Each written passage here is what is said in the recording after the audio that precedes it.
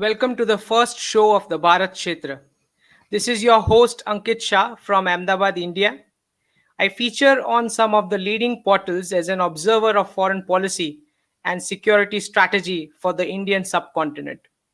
I would like to invite Shri Dinesh N, the domain expert and producer of the show, to share his thoughts on this initiative.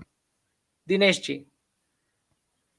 Thank you, Ankit, for this intro. So, this show is basically to really bring out the new India and its defense policy worldwide. And the first episode is about Middle East, which is the West Asia, and how the changes are happening in that region, and how India, which is closely linked with the Middle East, is going to change its diplomacy and all its different policies, including military relationship, diplomatic relationship, and economic and trade relationship over the long run, and how it will move forward going through. Welcome to the show, Bharat Kshetra, and we're going to bring in more episodes. Thank you very much. Go ahead, Mr. Ankit Shah. Thank you. Thank you, Dinesh ji, for the initiative and your kind words of wisdom. In this video series, I'll take you through the Bharatiya perspective of current global events and how the geopolitics evolved in the past. And we will dwell over the future possibilities for our great civilization. Today, we will talk about the great shift in the Middle East and how it impacts India and India's interests. And to start with, we will see the peak point of India's diplomatic ties with Iran. And we start with an episode of these ties. It is about 1994, the Geneva UNHRC event, which brought out this terminology of India's relations with Iran being tagged as relations thicker than oil. So, what exactly happened? In 1994, Pakistan, through OIC and the support of the West, got Kashmir issue tabled as an agenda item in the Geneva UNHRC. 72 hours before the meeting, Foreign Minister Dinesh Singh, who is fondly called as Rajaji, suffering from two strokes back to back, flew on a hospital bed, landed in Tehran with a demarche from Prime Minister Rao. The Iranian foreign minister and the president promised his support to India. And as suggested by the Iranians, he quickly dealt a quid pro quo with the visiting Chinese official. He flew back only after confirmation.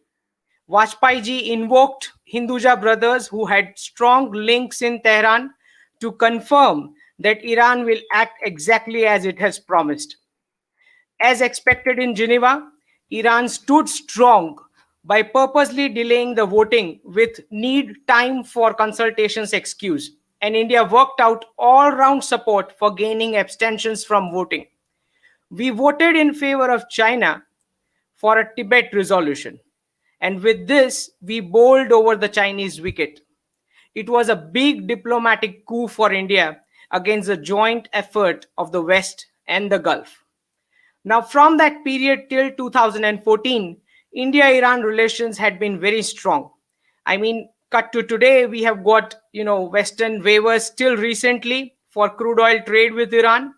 Meanwhile, for this entire chunk of period, Iran offered massive discounts, sometimes insurance, even deferred payment facility, sometimes payment in Indian rupees, and sometimes even exchange of goods for crude oil. So that is the kind of relationship we had with Tehran. A massive turn came in India's diplomacy after 2015. It was pretty clear with the strategic experts in the South Bloc that Saudi Arabia and United Arab Emirates, this duo, has always had a huge say inside Pakistan. And meanwhile, the CPEC project was declared by China, the China-Pakistan Economic Corridor. Now, this particular project could pose massive economic and existential challenge for both Saudi Arabia and United Arab Emirates. Delhi picked up on this opportunity. From 2016, the scene of the Gulf started sliding towards de-radicalization agenda. In this new realization, the Arab Gulf realized that the free crude oil stock is limited, and it has to work on adopting modernization and de-radicalization. or else the economy will be back to the camels. And why should Gulf not favor India instead of Pakistan? I mean, cut back to today. Why it isn't a good idea to ally with a big consumer market, which is also a regional military power, which can roll out 5G next year and for the world, many countries, and mass manufacture corona vaccine for the world. By 2017, Mohammed bin Salman rose to power as a crown prince in Saudi Arabia. The seeds of de radicalization were already planted in the Gulf. Crown Prince Mohammed bin Salman has deep imprints of his deemed mentor Mohammed bin Zayed of United Arab Emirates. And we all know that UAE is quite liberal in the region. So tiny UAE now has influence all over the Gulf region's policies. MBS is keen to take the kingdom on the path of de radicalization to bring reforms and foreign investments. The active diplomacy of India and Israel sniffed this opportunity. Along the alliance, the United States started producing and selling crude oil. India swiftly altered its crude oil basket more towards the non Gulf countries like US, Russia, Venezuela, Nigeria, and so on. This put further pressure on the Gulf. One by one, with multiple other economic deals at offer, many Gulf states started honoring the Indian Prime Minister with their highest national civilian awards. Falling oil prices, consumption, and budget deficits brought a sudden shock of a reality check to the Gulf that half of their petrodollars' wealth of decades got dumped into funding Islamic causes in the Middle East and South Asia. Crown Prince MBS was looking for a big bang IPO for Aramco, the big company, and the alliance facilitated by sanctioning Iran so that the crude oil pricing and the valuation for Aramco improves. In 2018, United Arab Emirates Prince visited Delhi's Akshardham temple for considering a debut of an optimal mix of temples, yoga, and Ayurveda to push the de radicalization agenda in the Gulf region. Meanwhile, the Israeli agency started helping Crown Prince MBS in the kingdom with defense and surveillance capacities. It is important to note that the first debut of opening Saudi airspace for travel to Israel was by none other than the Indian Prime Minister. Saudi Arabia and UAE eventually made way for the first ever invitation to an Indian foreign minister on an OIC platform, late Mrs. Sushma Swaraj. India and Israel started jointly making moves to equally partner United States in the Gulf as President Trump was looking for a withdrawal from an active military and diplomacy role in the Middle East and would like to, rather focus at economic building back home. India and Israel are now jointly offering everything which US alone used to offer in the Gulf. The alliance was also obliged by Saudi Arabia and UAE putting pressure on Pakistan to return back the extended financial aid and stopping deferred supply of oil. Saudi Arabia and UAE gradually withdrew from directly supporting the Palestinian cause. They also helped India's Kashmir moves of removing the special provisions. Jared Kushner, Netanyahu, and Dr. S. Jaishankar seems to have personally took the lead in the peace deals idea for the Gulf region. Saudi Arabia and UAE duo went on taking steps internally too, from slowing down raising new mosques to keeping a check on radical migrants from Islamic countries to diluting the Islamic kafala system and so on. Israeli companies are now doing contracts, which means that from next year end, from the start and even the mid, Jews will start landing in the Gulf for permanent job and stay. Saudi Arabia now is rumored to even use Mossad's technology extensively for security and defense purposes. India is also offering a big Reliance Jio Aramco business deal to Saudi Arabia. The deal can make Reliance locations like Jamnagar Oil Refinery and Mumbai safe in an event of a war with Pakistan. In war times, it is assumed that the enemies attack your national strategic assets like the financial capital, refineries, dams, etc. There could soon be talks on opening investments opportunities for friendly nations like Saudi Arabia, UAE, and France in Kashmir to open resorts or adventure sports jointly with Indian partners. UAE is also being offered joint defense production contracts. All this, even as India stays put in Chabar port project of Iran, which to an extent saves Tehran from quick attack by its enemies. This is the magic of de-hyphenation concept in diplomacy, separating bilateral relations from multilateral strategic partnerships. It was a historic moment for India this month as the army chief had his first ever visit to the kingdom and the UAE. The days of Pakistani workers in the Gulf are also questioned. It looks numbered because there's a huge potential inflow of Jewish employees, and the de radicalization agenda of the Gulf rulers seems set. Crown Prince MBS looks all set to sort out the hardline clerics community and even Al Saud family members if they come in the way of modernization once the aged and the ailing King Salman is no more. India and Israel look committed to give a strategic leadership in the Middle East so as to cut out the concept of violent jihad from the very place of its origin. Now, if you look at the situation of the Chabar port project and the uncertainty in the US election results, it looks like the alliance has slowed down.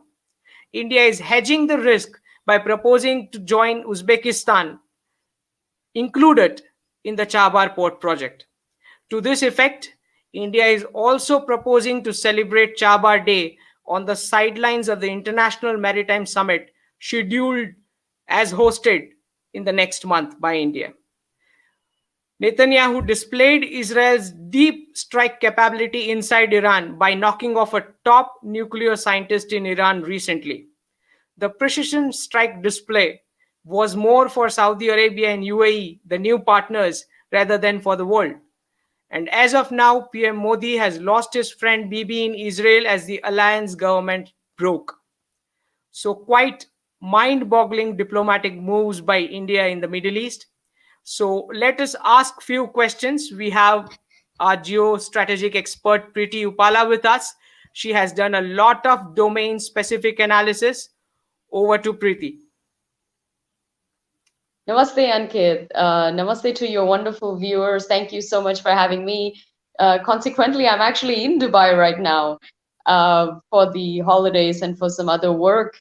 So it's interesting to see, Dubai really being one of the central places in sort of this burgeoning, uh, new diplomatic season, let's say, for the US as well as India. And I grew up here, and I've in the last 30 years, I think the attitude of Emiratis and Saudis towards India and Indians specifically has changed enormously. I think this is probably the best ever in terms of how they view us, how they see India as this great rising superpower and a real ally, and they really prefer, I think, India in every way relative to Pakistan, which always used to be the case. And so I think it's wonderful to sort of on the ground be here and see how different the local people are reacting. And this is, of course, thanks to Prime Minister Modi, who's really since 2014 has taken great steps to do what he needs to do to really strengthen the diplomatic ties between India and all of the Middle Eastern countries. I think it's been one of those diplomatic plots or strategies that has worked. And they've been consistent and they've been very, transparent and clear about their stance. And it seems to only get deeper and stronger. So I'm definitely looking forward to, I think, a new chapter, or the next chapter, I should say, in the India Middle East diplomatic ties. So it's always a pleasure to have you, Preeti, on the show. I would like to ask you a few questions. How do you see the situation evolving in the Middle East? Like striking Iran nuclear installations or regime change are on cards. What do you think about the alliance going forward? In an attack mode. Yeah, it's interestingly enough now India is a bit of a political football in some ways, especially when it comes to Iran, because I think what was unique about India was that we all have adversaries and allies, but I think India was one of those few rare countries that was very close to countries like Russia and Iran at a time when the West was always adversarial to them, and India had, sound relationships with the US and the UK. But it's all the old non-alignment movement. In some ways, it did give it some kind of it put it in an interesting situation where it was able to have conversations with everyone. I don't know if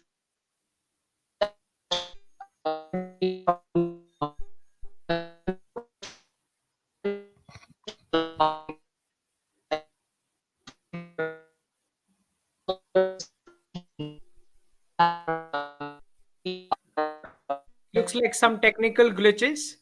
So, believe it or not, I mean, the kind of relations India has with the major countries in the Gulf, it won't be a surprise if these countries, issue statements one after the other to the effect that, they might as well declare Pakistan occupied Kashmir as India's territory at some point in time when the right signal goes from Delhi.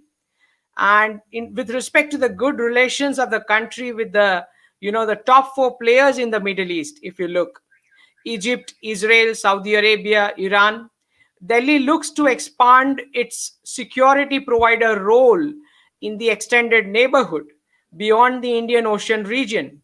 This is the new brave India that we are looking at taking the center stage, right?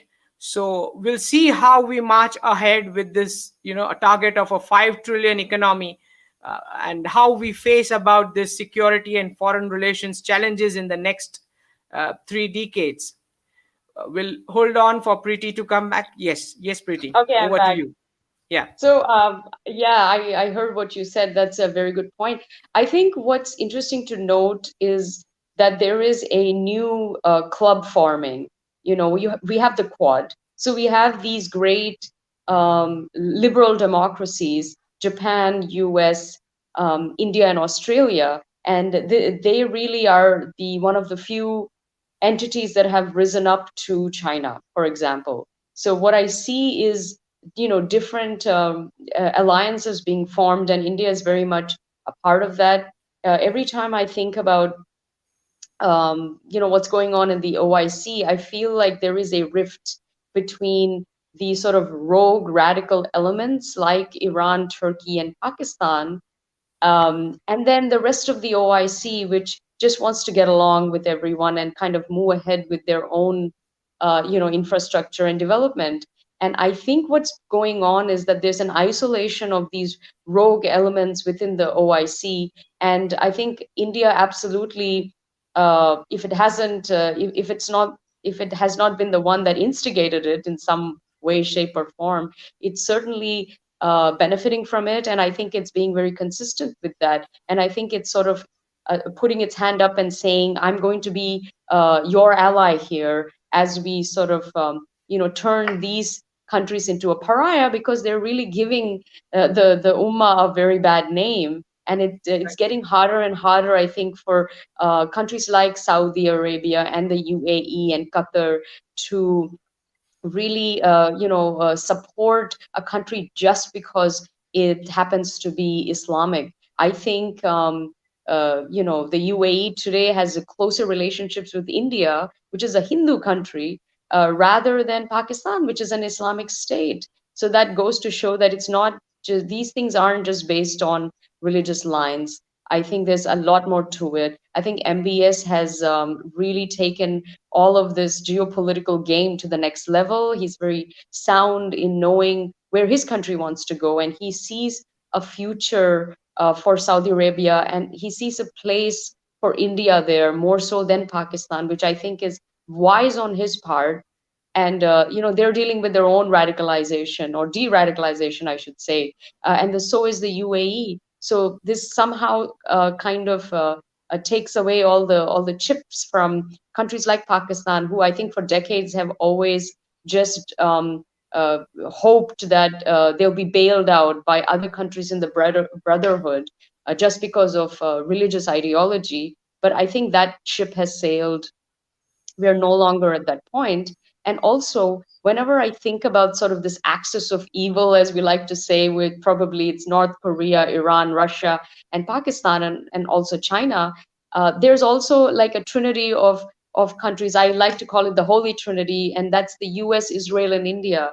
And in some way, these are the countries alone that can really kind of put up a good fight, at least as far as religious extremism is concerned, and rogue elements go, because I think they have firsthand experience of that kind of terrorism and attacks. So I think this puts India in a very, very strong, powerful, pivotal position. But we have to step up. I think we have to show the world that we really are this global force for good, and a force multiplier, and that a stronger, powerful, more prosperous India is not just better for the region, but it's better for the world at large. And that's a narrative that has already been put into motion. But I think the government of India and all the diplomats really need to kind of be bold and keep saying that, because then it sort of manifested into reality. Because I really think that that's the way forward for India, and the world needs to see that. They're slowly getting it now after so many decades, but it's better late than never. I think post COVID, India finds itself in a geopolitical sweet spot, and she must not lose that opportunity, and really take the bull by the horns and do what it needs to do diplomatically. And with the US, whoever shows up as the next president, uh, make the best efforts to really work closely, and but stay strong, and put your foot down, and don't. If it's a Biden administration, then I think the GOI is going to have a different strategy than if it is a continuation, for example. So I think India needs to be ready either way. So would you like to dwell upon how Biden presidency can change the the the texture of diplomacy in Middle East and with respect to India-US relations? Yeah, that's a fantastic question. I think maybe a few months ago, there was so much debate on this all around in India and also Indian circles. I myself was on so many TV shows sort of debating this very issue. I think there was a tendency to be worried that if a Biden administration does come in, they're going to just reverse all this great good that the Trump administration has done, at least vis-a-vis India, Pakistan, the Quad, Indo-Pacific, and so on. And it was becoming very scary that will the Quad become a trio now? Is the U.S. going to pull out suddenly, and is the U.S. going to back up its allies like India? But I There has think been, I more. mean, there were a recent, this thing where they said that Biden did not address Indo-Pacific as Indo-Pacific. So there are real concerns on this They side. are. I Yeah. agree with you, but I think more and more what we are finding is a couple of things. Number one, if it is a Biden administration that does come in, they have their hands full with domestic issues, economy, COVID. So I think geopolitics is going to be the last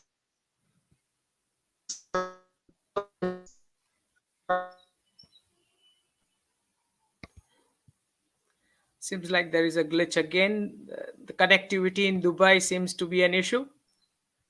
We'll wait for her to come back. So definitely there are these concerns with respect to Biden presidency in India, because there are doubts with respect to again US signing out blank checks to Pakistan, and if US withdraws from the active role in the Indo-Pacific concept, then again there are repercussions for India-China relations in this backdrop. And as we see that the standoff is still continuing, so there are repercussions with respect to how the US moves about once Biden comes to the position and replaces President Trump. So, Preeti is an expert in Indo-US relations. So, Okay, I'm she's back. joining Can back. you see me now? Yeah, you are back. All right, So great. that's So what I I was will telling the continue. viewers, that you are an expert in India-US relations. So, you can quell some of our concerns with the Biden presidency. Yeah. So I'll continue on.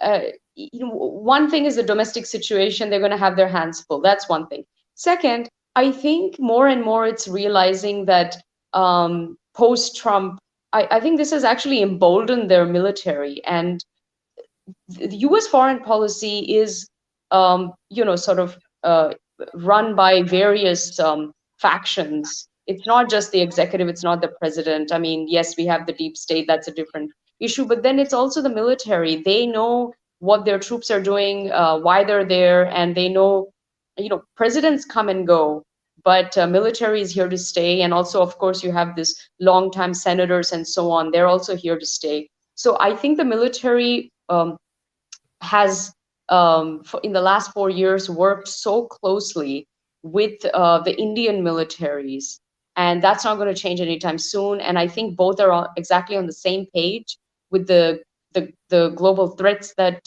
we face as a planet. So I think regardless of what rhetoric comes out of the White House, the military has a certain amount of autonomy, and they make certain calls, and and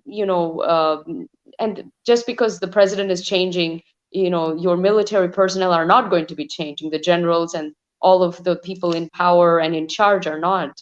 So that will continue on. And I think if also there might be a situation where you have key people in the military actually briefing the Biden administration on actually what's going on in the Indo-Pacific, and the threats and so on, so that they will be actually forced to really make sure that what they're saying is kosher. They're going to have to be briefed, I think, and educated a little bit about what's going on geopolitically, because as we know, geopolitics and foreign policy is often the weakest wicket for the Democrats and the sort of the left-leaning parties around the world. So they might get a good education out of this, and you need proper experts to really let them know what's going on, including the members of the US Congress and so on. Also, if the Senate remains a Republican majority, I think that's actually good for India, because the Senate will be very reluctant to let radical foreign policy acts and initiatives pass. And things like foreign aid and uh, reducing counterterrorism, surveillance and all of that, that won't pass through with a strong Republican Senate. So I think that actually helps us in our favor. We'll see what happens on January the 6th. But I think India needs to realize that it's too big and uh, too much of a rising power, and it's actually getting richer, and it's too much to ignore for America. They can't. They ignored it, I think, for many decades, but it's beyond. I think we've passed that point now. So America needs to uh, understand that India is an ally here, and a strong one, and a strategic asset, and they need to work together. And I've always said, in the next sort of half century, the most important strategic alliance is actually going to be India and the US. And post COVID, nobody wants a world that's run by China. We all know that. So I think India steps up quite naturally. So this all kind of works very well. I don't think we should be worried about the Biden administration. They will be forced to really kind of wake up to all of the facts. And saying is one thing, policy is different. Foreign policy does not change overnight, thankfully. So I think we are going to have to hold our own. And maybe I'd like to see a stronger India, more assertive India. If cornered on whether it's Kashmir, or I'm sure there'll be CAA, I'm sure there'll be maybe a uniform civil code, and certain things like that come up. I think India needs to really put its foot down and kind of really, let its adversaries know that it's a sovereign, independent country that can make decisions that's right for itself.